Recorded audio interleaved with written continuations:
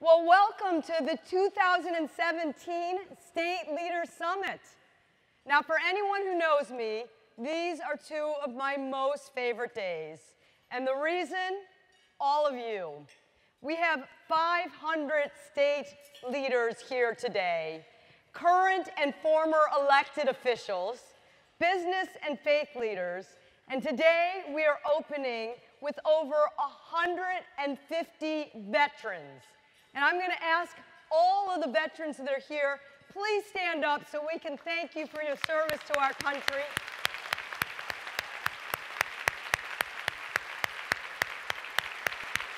And thank you very much for being here. Now, the timing is really important. If any of you noticed, about a mile away, Secretary Rex Tillerson is literally testifying on Capitol Hill right now to defend the deep and disproportional cuts that they have proposed. Now, you can check your Twitter, and if anybody sees that they've reversed their decision, let us know, and we can go home from the summit. I don't think that's going to happen, so let's get to work. Now, when I think about this lineup we have a pretty much all-star lineup up on the stage. We're going to kick off with Senator Tim Kaine, and we're going to conclude with two senior officials from the administration.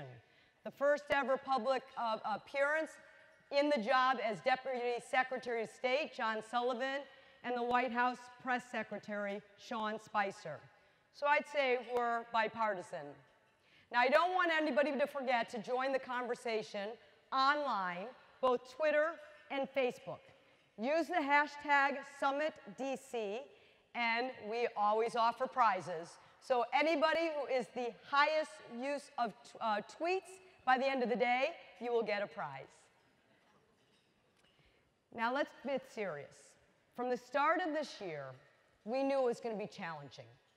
But even I was surprised when the OMB director, when he announced the release of the budget, out of the whole $4 trillion budget, singled out three things when he talked about reducing the budget, two of which were the State Department and foreign assistance.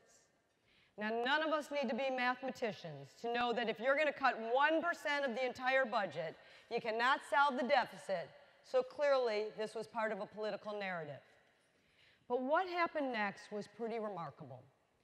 As the word spread of a 32% cut to the State Department and to the USAID, the response was immediate, unequivocal, and clear. An unprecedented chorus of voices rose up, all singing from the same song sheet, saying clearly those cuts were going to endanger our national security, threaten our economic prosperity, and profoundly weaken our moral leadership in the world. Testimony from our most decorated combatant commandants, the chairman of the Joint Chiefs of Staff, and even our Secretary of Defense, along with a letter that was written by 120 retired 3- and 4-star generals and admirals, made it loud and clear that the military knew that America cannot stay safe on the military alone. The power of the military voices was unmatched. There was also a lot of churning today over the president's proposal to dramatically cut foreign aid. Translating campaign rhetoric into spreadsheets, the Trump administration is proposing raising defense and reducing dramatically the State Department. It would be around a whopping 30% cut to the department's total spending. Really a draconian cut. That would decimate the State Department. That means substantial cuts to foreign aid. It is deeply disturbing to many. But there's surprising pushback from more than 120 retired generals and admirals, including John Allen, David Petraeus, and former CIA Director Michael Hayden. You have 120 retired military leaders, all of them at 3- or 4-star rank, saying that taking away from the State Department is actually making us less safe. They penned a letter to leaders in Congress to tell them to stand up and fight. And now Democrats, Republicans, and former military officers warn now is not the time to retreat from diplomacy and development. Well, I not only signed the letter, I kind of helped organize it. I'm co-chairman of something called the U.S. Global Leadership Coalition, which includes a lot of retired flags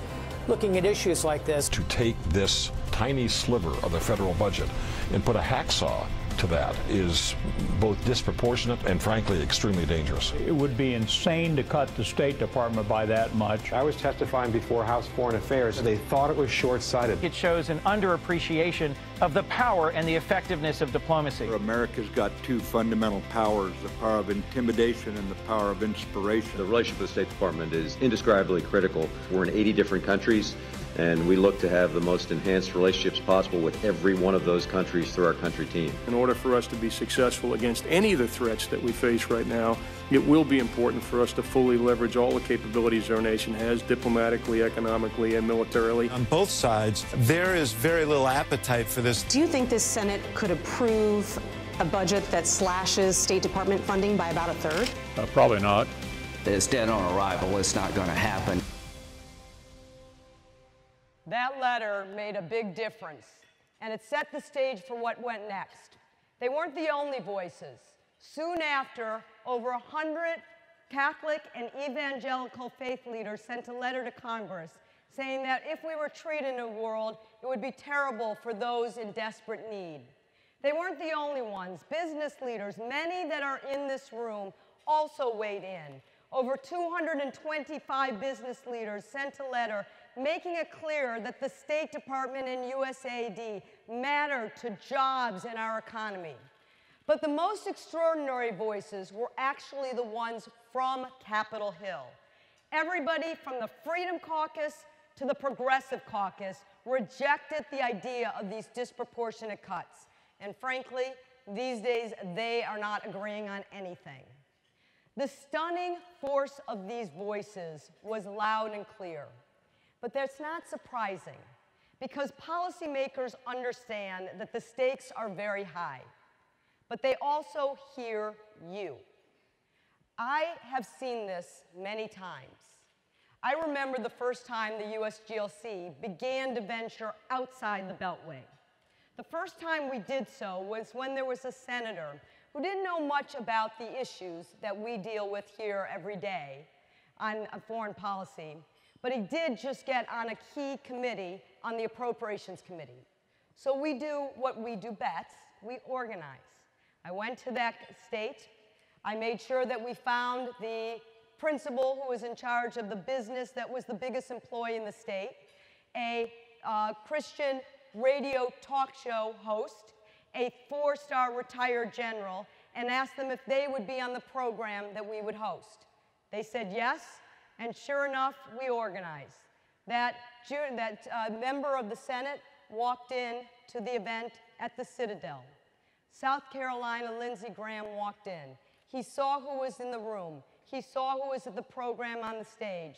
And as you know the story, he has been one of our greatest champions and dearest friends. Now, not everyone is like Senator Lindsey Graham, as you saw in the video where he says dead on arrival about these cuts. But I have known, and I know that when I go and travel in your states, and I see the programs that you host for members of Congress each and every time I visit, that they make a difference. You create a program and a dialogue where members of Congress can talk about America's role in the world. I have seen those impact and seen what happens from Chicago to Charlotte, from Denver to Dallas, from Madison to Montgomery, from Salt Lake City to South Bend. They are making a difference and impacting. So when voices are rising throughout America that are talking about pulling back, you are pushing back. I know that whether it is from the battlefields to the boardrooms, or from the houses of worship to the House of Representatives, your chorus of voices are being heard loud and clear.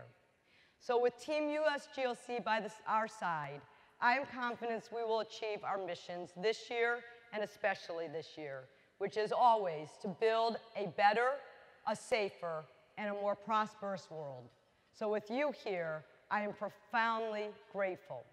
So today and tomorrow, we are going to learn, we are going to network, and we are going to mobilize.